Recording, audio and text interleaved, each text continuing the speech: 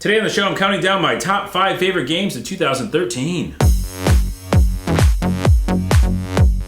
Everybody, welcome to Video Game Break, where we look at video game news, views, and reviews. I'm Carl Swadella. On Twitter, I'm Owanawa. Today, I'm going to look at top 5 favorite video games of 2013. Am I talking fast? By the way, these are in no particular order. Number 5, Kentucky Route Zero. Kentucky Route Zero? You say route? Route. I say route. He says it really weird, like some European version. Kentucky Route Zero. It's a point-and-click adventure game. It's creepy. Kind of feels like David Lynch a bit. It sets a mood, and you just kind of stay in that feeling the whole game. What's really interesting is at some point, you actually change perspective of who you're playing. You're not the main character, and you're someone else. That makes it also very interesting in which dialogue options you choose for the NPC. This game is super cool, and there's a dog in it that you have who wears a hat for some reason. I definitely put it on my list as a creepy, interesting point-and-click adventure game. Kentucky Route Zero. Number 4, Animal Crossing New Leaf. This game is addictive. Animal Crossing I've played many times before. The 3DS version is the quintessential version. Is everything right? The online's done right. Sharing things with your friends is done right. This is the only Animal Crossing where actually we got to go out and about and have like Animal Crossing meetings and trade things with people, like in the park.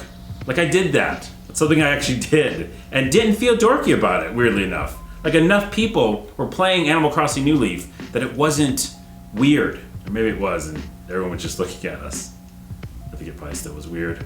Number 3 is Tomb Raider, the new Tomb Raider. I would have never thought that would be on my list, ever. But a lot of you guys who played it, and girls, realize that this game wasn't just a simple reboot, and it wasn't what I thought it was going to be, just Uncharted with Tomb Raider. It was its own game. It had great physics, it had great death scenes, especially those death scenes where you're just like, oh my goodness, she just got impaled, and she got cut. It's gross, but it's also, I can't look away. It really felt like an open world game, but with still a path you needed to follow. Near the end was such an epic ending. Hold on. Wait. It's a bike. Or a helicopter? We don't know what that is.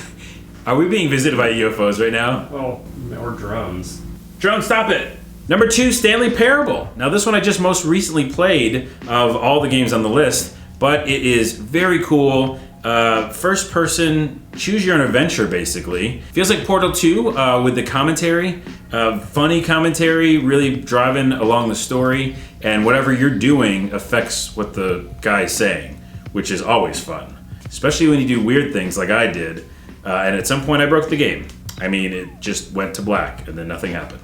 The only thing I would say about that game is I wish you could interact with the environment just a little bit more, open some more of the doors. You pretty much had to be like, well, if that door's open, I can go through it. If not, I guess I'll go down this way. That being said, I love games like this. More of them, please. You're on my list. So number 2, Stanley Parable. And number 1, and this is no particular order, but it is also one that I played a lot of, Diablo III for PS3. Now, I know the game came out before on PC, but playing it on the PS3 with friends was one of my favorite things to do this year, ever. Playing it with a controller, yeah, it's different than the PC. The PC is its own thing. It's also fun. But with a controller on a big screen, Justin behind the camera there has a projector, and all of us playing that, forget it. Hours would go by, right? Like we wouldn't even know what happened. Yeah, the apocalypse could be happening outside, and so it might have. It doesn't matter. We're fighting for. We're fighting the apocalypse in the game. Yeah, we're And fighting. you know demons. what? That's not as important because we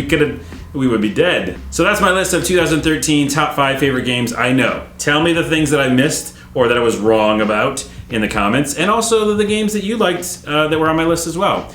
And I have a couple runners up. One of them being Card Hunter, which is a free-to-play game, web-based. Oh my goodness, go play it. Very, very fun. Proteus, which was very cool experience, very short, but you walk around this like weird 8-bit world, and it's very musical. It was a great experience. I can't put it as a top 5, but it was a very fun time. Sim City, the reboot. I finally got to play it this year on my Mac. It finally came out, and that did take quite a bit of our time. I say our because it's me and Justin who I got him into it. And then he couldn't stop playing, and then I finally got it in. It was awesome for a while, but I don't know if me and Justin are playing it right now, are we? No, we're too busy. And lastly, Luigi's Mansion Dark Moon for 3DS. if you have a 3DS, it's a crime to not own that game. Okay, check us out on Facebook. We're on that now. Facebook.com/videogamebreak. Whoa, we got the URL. Thanks for you for making that happen. Also, Facebook.com/WhizBangTV. That's the new show that we're working on. Justin and I as well, so you should go there. And then I'm doing this for some reason. And what else should we say, Justin? You should tweet us.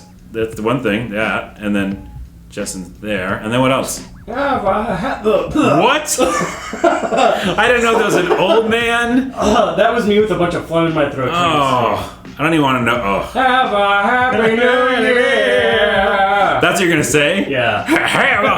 You tell those kids to have a happy new year. Oh, and also we're gonna be moving to Wednesday. If you don't remember the show, I did this little show called Screen Tear, and we did the same thing. We moved the show to Wednesday, and we had this fun little trailer. We're gonna have another trailer just like that. It's like it's all coming back. And weirdly enough, this is from Hack and Slash. You guys remember that show? So we're putting it all together. We're moving to Wednesday because people watch stuff in the middle of the week and not at the end of the week like we've been taping them. So that's gonna happen. So next Wednesday, no show this week besides this show. Does that make sense? Okay, bye.